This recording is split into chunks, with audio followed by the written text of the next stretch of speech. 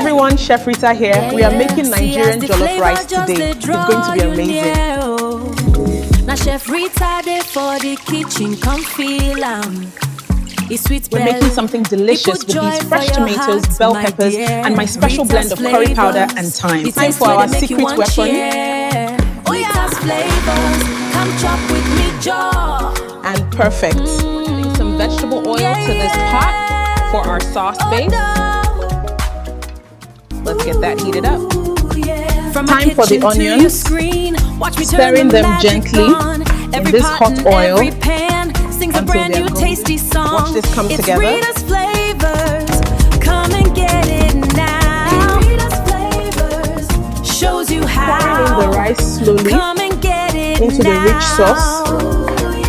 Get this beautifully spiced rice mixed through properly. Now we cover it up with foil and golden plantains. The jollof is ready, and now Nigerian jollof rice with chicken and plantain. Enjoy!